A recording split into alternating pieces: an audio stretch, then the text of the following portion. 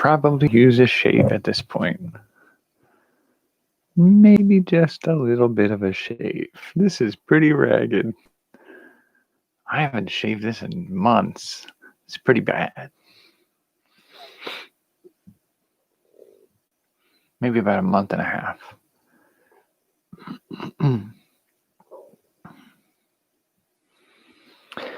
Anyway, back to what we worked on before. It's been a while, I think. I've been working on the podcast stuff. So,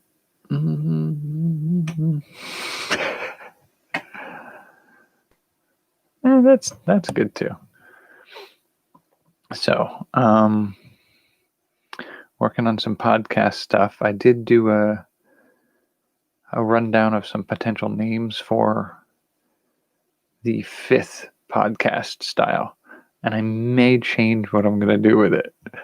It seems kind of late in the game to do that, but looking at some possibilities. The thing I was struggling with last time was with the 4 other podcast types. They're pretty specific what we're going to do with them. We had the choose by number, and then always right, always wrong pathways. Those are pretty straightforward. They spell out exactly what you're really likely to do with them. And the 2 new ones, where it's going to be a game you play for auditory. It's less choose your own adventure and more auditory games. But the one that I originally started out with thinking I would be doing trivia, I'm not sure I'm doing it right. I mean, I made it up, so I'm whatever I'm doing right. But my thought on that was to do something a little bit different than what I was doing before.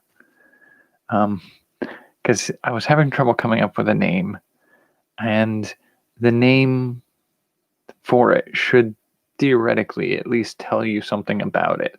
So I was leaving myself room for doing a couple different ways of doing it. So I could do pop culture trivia. I could do science and informational trivia. I could do like a Trivial Pursuit history and arts and that kind of stuff. But I couldn't really feel like I had a name for it until I had a sense of what I wanted to do with it.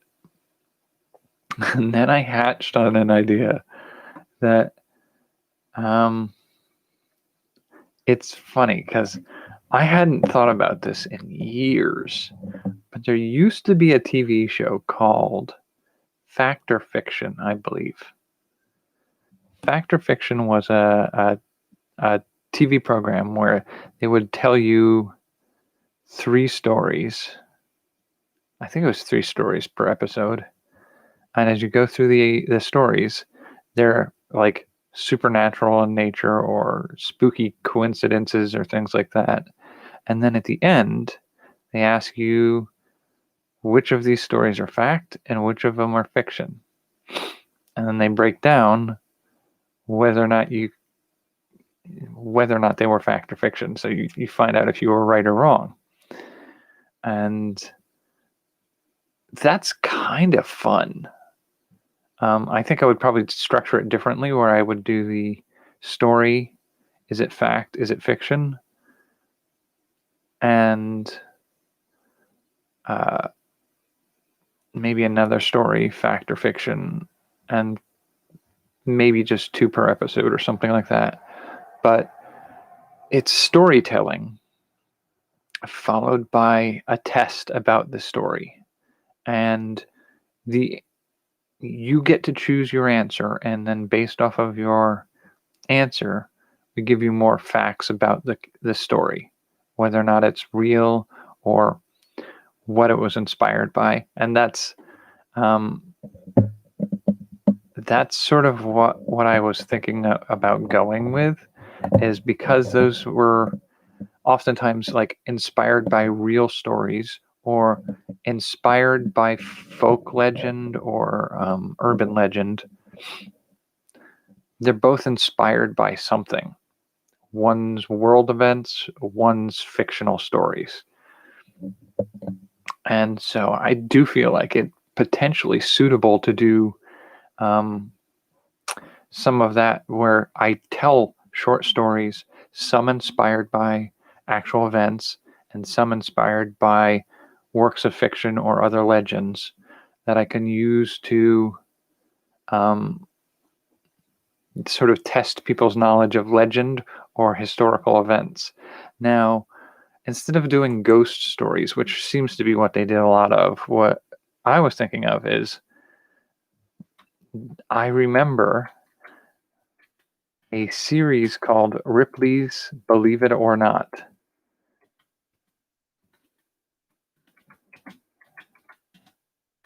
And it was based off of Robert Ripley, who was, I guess, like a carnival barker at one point. Ripley's Believe It or Not is an American franchise founded by Robert Ripley, which deals in bizarre events and items so strange and unusual that readers might question the claim. So, like right there, I kind of want to re-delve into some of that. I think that would be immensely fun to do. But cultivate my own list, not that kind of stuff. But so that's just a warm up of what I've been doing the last couple days. But I don't know what it was, but something in the last couple days gave me a major brainstorm for my story setting, my game setting that I was working on, and one that I think it opens up some new avenues for ideas. Because what I was working on before was the 6 worlds that are subworlds off of my main world build. My main world build is built on the premise of things oftentimes in sets of 6. So you have the 6 directions, you have the 6 sins and virtues, you have the 6 race groupings. Yeah, it's basically 6 is integral to the concept of the setting. But when I originally started it, I started out with 3 subsettings: Olean, Orta, and Syrah. So we had the superhero setting, the Medusa setting, and the infectious apocalypse setting, I guess is the best way I can phrase that. Parasitic apocalypse. And when I built them, that seemed like where I was going. And then when I kind of latched onto the idea of things in sets of 6, I said, I guess I need 3 more. And I started to populate out those other 3 with elements of things that tied things together. But when I realized, like, Syrah, the serpent's children, where the Medusas exist, and their population has a variety of different types of Medusa. So lower body of a serpent, lower body of a humanoid. You have the dwarfism trait in one population, and you have enough variance in some of the population that you have like a few sets of basic anatomical structure. So facial features are culturally distinct between regions enough that you can feel like you have not a massive number of clones of all one person, but you have a variety. And so having that be the case, it kind of implies at some point that they did get genetic variety from breeding with other sources. And so that implication was that at some point, elves may have come to the world. And that's where we get the distinction between the lower body of a serpent versus the lower body of a humanoid. That's where that trait gets introduced. So with that in mind, it meshed well enough with the idea of the superhero setting having a Superman-like character who may be an elf who was left as a changeling. And thus, you have this last son of elvish population. I felt like those two could be combined well enough that elves were going to other worlds. But it begged the question, the world that was coming to an end because of the parasitic infection, is that the world that ended from, is that the world the elves came from to interact with the serpents and leave their changeling children for the superheroes? If the elfish world is the world that came to an end with the apocalypse, we've taken two more ideas, crunched them down, and mushed them into the third idea so that now we still have only three ideas. And so I was sort of like, well, I was working on 5, and now I'm back to 3. So what are my other 3? And I was just sort of like, okay, now I got to start over again. And I just couldn't quite level it out. But one of the things that occurred to me a couple weeks ago, I think, was that if we're building each one of these worlds to be something that is founded inside one of the first mothers, the 6 first mothers that occur in the overrealm, Verlorian, yeah. If we're building them to each take place within one of them, each one of those first mothers is the founder of a bloodline. So one of them is going to be the founder of the race of dwarves, kobolds, and dragons, largely because in mythology you have, and in Norse mythology, I believe it is, the dragon Fafnir is a dragon that came into being from a curse on gold and riches that were hoarded by a dwarf. So a dwarf hoarded a bunch of gold. He got so greedy, very, very much like Gollum in Lord of the Rings. He got so greedy and possessive of his riches that he killed his brothers or his father. I can't remember which it is. He killed his family to prevent them from taking any of his riches. And the corruption of that greed and that violence twisted him into a dragon. Hello. So taking a story of like Fafnir, good night.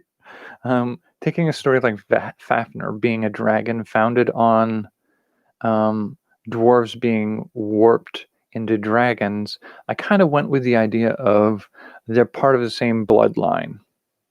So if you have something like a dwarf and a dragon being part of the same bloodline, oftentimes in D&D, there's dragonborn, which are sort of like humanoid dragons, and kobolds are a humanoid dragonoid now. In mythology, kobold is a term for a type of underground dwarf. So I feel like it's a good mix to say they're the same bloodline from one of the first mothers. So theoretically, a world which takes into the consideration that one of the first mothers, who has a world within her from which children are born, into the Valorian realm, having them come from a world with a focus on reptilian and dwarfism, as a factor makes sense. So having the world from which, or the first mother from which they originate being Sira, the world in which the Medusas, serpent humanoids, exist, is, I think, makes sense. So if we take that same premise and we stretch it out across some of the other categories, we have the elvish category. So the world of elves is going to be the world from which the elves originated and conquered some of, or moved into some of the other territories. So the idea of taking the Olean, the setting where they had it originated, but is dying and coming to an end because of some of their hubris and uh, consequences of their actions. That fits with that one. And then if you're looking, if you're looking at some of the other potential settings, you have the human setting where you're going to have the superheroes take place. And that setting is going to involve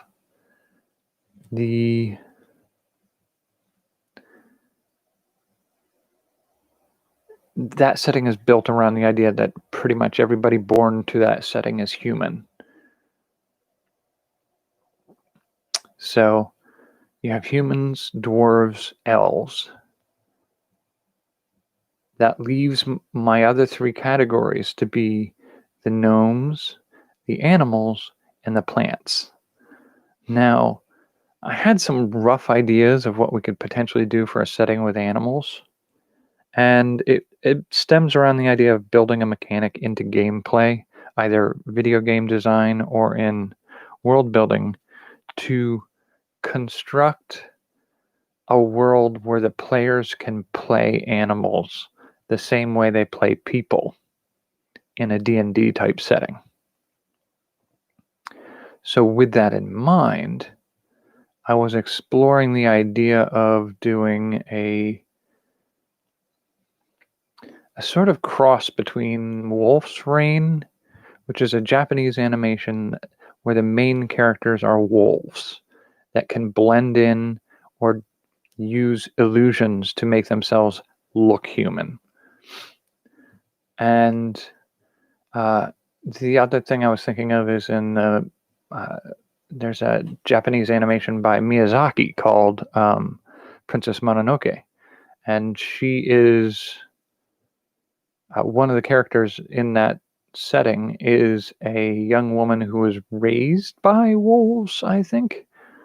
And the wolves are sort of like almost like a mythology kind of wolf, like a grandfather coyote kind of character who's anthropomorphized in a mental sense, not necessarily a physiological sense. So it can still maintain the shape and act and behave as a wolf. But conversation, talk, motivation, those types of things often elaborate a more humanoid character. So their motivations and their interests are more humanoid. So that one, I think, is a little bit more along the lines of where I'm going to end up going with that. An entire setting where you have the animals of a setting, of a world, moving about and interacting as if they're player characters, but always being the animals they are. So they don't have thumbs, they don't have hands, they don't walk on two legs. They're still just animals physiologically. Their motivations and their whatnot are aspects of the players as they play them. And so that one, it takes a tricky bit of role playing to get that to work right, but I do think I can get it to work right. The hard thing was plants. What would you do for a setting based off of plants? How do you play a tree or a bush as a character? that concept, it sounds absurd on the face of it. And the more you try to play with it, the weirder it gets. Could you do something like Treebeard from Lord of the Rings? Well, then it's a tree ant. It's not a tree. It's a creature in the shape of a tree, not a tree.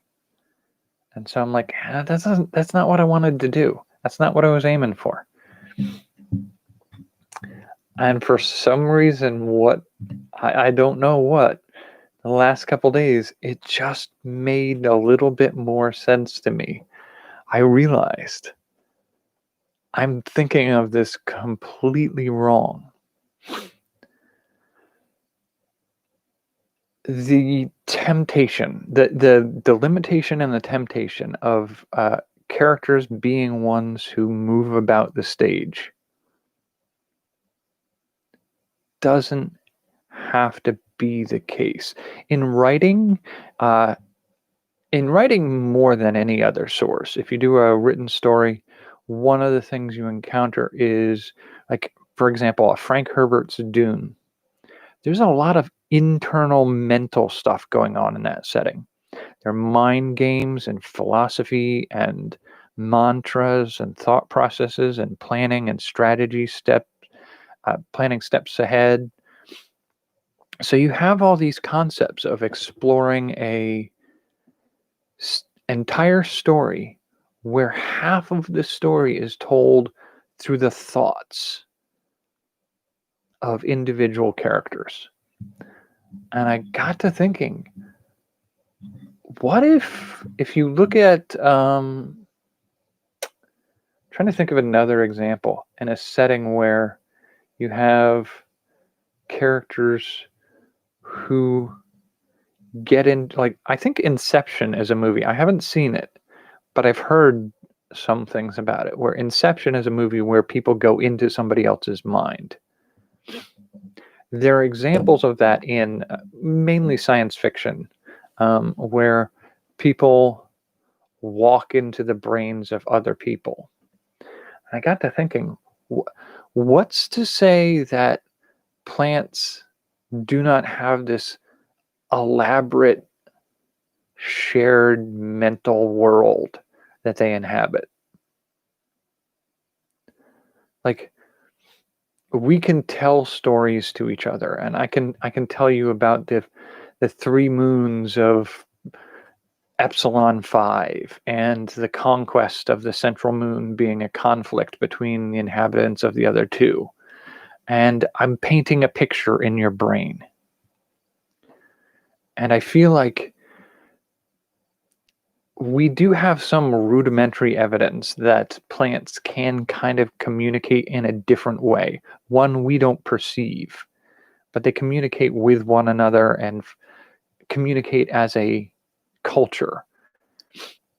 Like, their ecosystem informs each other part of the ecosystem about the well-being of all the other parts. And so we do have a sense that there is this sort of conversation, at least, going on that we are not a part of. And I got to wondering if potentially this is the avenue I should be pursuing. The idea of player character plants, that the adventure and the story and the interactions happen on a plane not like our own. So while it might just be a tree rooted into the ground, swaying in the breeze, in a world we can see, in their own world, maybe there is a science fiction style hive mind. Maybe there's a shared dream space. And that sort of started me looking into the concept of, if you look at, I think it's some of Aboriginal mythology, Australian Aboriginal mythology has Dreamtime, which is an exploration of the idea that this world that we live in, that we think we live in, this is not real.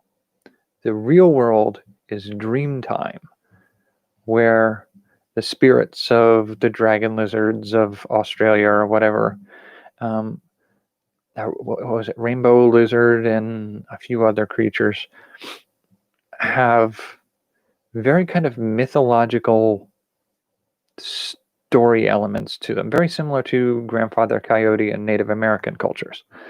And so, what if there is an equivalent that is the dream time of the plants? And in that dream world, the plants can travel from the dream of one plant to the dream of another. They travel through a dream realm. They move in ways through that space that they cannot move through physical space that we think of as real. And when I think that makes sense. It makes sense to me. Thinking of it along the lines of, if you were to find yourself placed into this section of the story in game, you would fall into that world after falling out of another world. So say you are in the world of the animals and you manage to find the first mother of the plant world within the animal world. You can use that gateway, just touch minds with that first mother. And when your mind touches, you slide into that realm of the world of the plants. And when you land in that world, you land in the dream world, where your form is more flexible than you would think. You can take on a multitude of forms, and you sense the world around you and the connections and the community that you belong to through that sense of that world. And in that sense, there's a little tickling at the back of your mind about something not quite right that you have to find and address. That's your quest. That's your goal. That's your adventure in this setting. And so you can set out across the dreams of the other plants around you. And periodically, when you rest from your adventures, you wake in the dream reality of being just a tree, just a bush, just a flower. And so I really think that's going to work if you do it really well. And it does remind me of a description I heard of, and I have yet to play it, but I heard a description of the French role-playing game, I think it's Rêve, the Dream Ouroboros. And the whole premise of it is that you are a person that exists in a world with a vague awareness that you are a shared dream. You and everybody around you is part of a shared dream. And if you die, your dreamer awakens. And the dreamers are dragons. So you are the dream of a dragon. And there's a part of me is like, that's a little harder to make sense, but I feel like the premise, the explanation of that it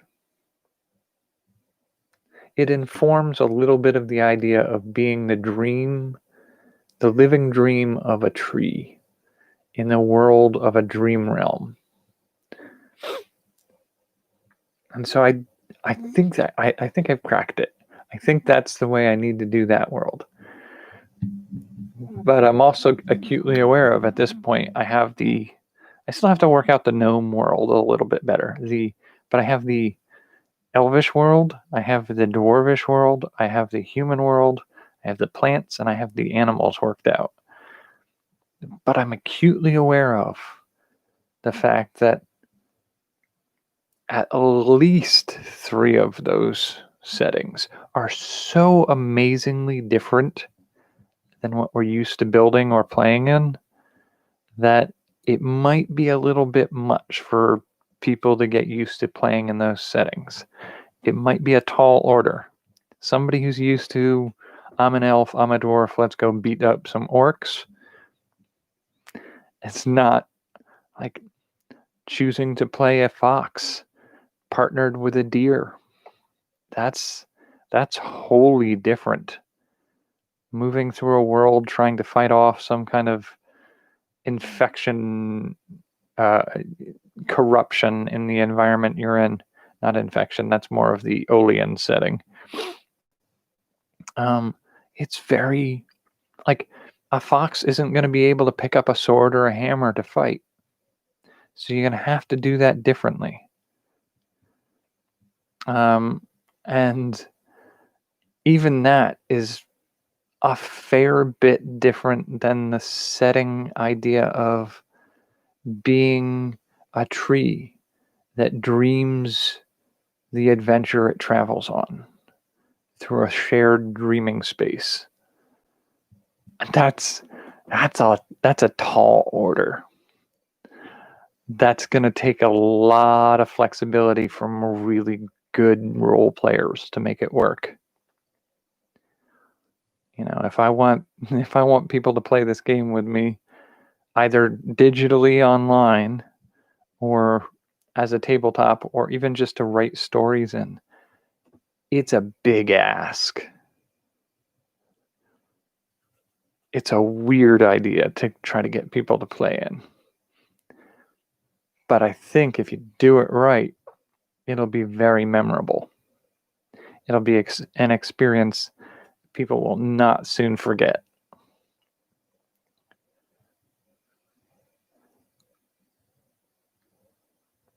I think the other thing I don't think I mentioned this was with the playing around with the idea of the difference between the real world and the dream world in the world of the plants. I should just call it Lumia is the one I decided to ascribe to that. In Lumia, if you are a tree, you dream of yourself moving through a world of dreams. But when you awaken from that world of dreams into from their perspective, to the less real world, the world of rooted trees and plants, I feel like if you're going to swap it, if you're going to swap the narrative from in our world, if I am a shaman or a wizard or something like that, I am a human being who walks, eats, sleeps, drives, has a job, interacts with other people in this world. And then I might sit and through ritual or some other process enter a dream-like state in which I can interact with spirit animals and things like that. And just that general magic-y wonder of the dream realm and the vision questing and those types of things. I feel like if we're going to flip the narrative so that the world in which the plant characters can move around through space and do heroic things and have adventures is the dream realm as we would know it, then our real world will be the more dream questy world for them, where they can come into being as somebody in the dream realm sits and enters an altered state to bring their mind out into this world. And instead of contacting spirit animals, they contact the animals of the world they're in and bond with them in a way that they behave like a spirit guide or a familiar. Oftentimes you hear about witches and wizards having familiars. So if you build it around this concept of the oak tree in your yard has a familiar, and it's the squirrel that gets the acorns.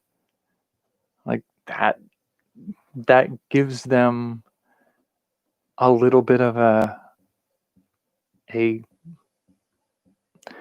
familiars sort of act in a lot of ways like a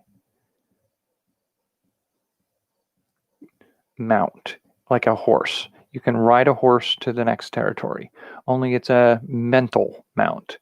You can ride it like you can watch through their eyes and hear through their ears and explore through their feet. And so there's a little bit of that as they expand their abilities, as they grow as characters, which, I mean, that's what you want. You want a character to grow. And so this concept works for my setting, works for the Valorian setting where I could have players play plants within the main setting. It also works for the Lumia setting, which is the subsetting focused specifically on the first mother of plants. But it also brings to mind the idea of, if this really works as a playable demonstration, I feel like I could tell stories, make other games, and make like video games where the player character plays different types of plants. And this is the method by which they adventure and explore. And when I say tell stories, I mean, I might write a novel, I might write some short stories based off of it, but I can almost kind of see setting a children's cartoon or a comic book within a world where your characters, your protagonists, are plants. And using some of these mechanisms to make that work. I'm reasonably sure this is a new way of opening up a different type of character. I've not seen anything like it. I'm sure somebody's done something like it somewhere before. I can't be completely original, but I'm curious to see what I could do with the idea. And we're almost at 40 minutes. I've got a double shift again tomorrow at work. What's today, Tuesday? I'm probably going to be working double shifts for the rest of the week, all the way into next Sunday. But I will probably be able to be on here on Thursday, as the plan usually is. So I'm hoping to be back by Thursday, maybe with a little bit more detailed updates on what I've done with the podcast stuff, because I need to do some scripting for some of that first. And I'm hoping, maybe, theoretically, possibly, I will have enough time to do a recording or two, maybe even upload a podcast. How ambitious do I want to be here? Do I want to imagine I will be able to achieve that? I don't know. I'm going to see if by Sunday I can at least have a trial run of one of my podcast ideas recorded and edited. Or, well, recorded at least. Maybe not edited yet. Because I keep forgetting, like, this is probably going to be at least 3 or 4 hours of effort, just recording and editing. And I don't think I have that much spare time in the next 6 days. So we'll find out. We'll find out what I achieve. But until then, I want to thank you for joining me tonight. I will see you on Thursday. And until then, take care and have a good night.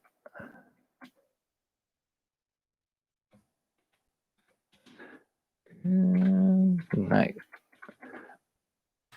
I ate too many things today. I don't feel so good.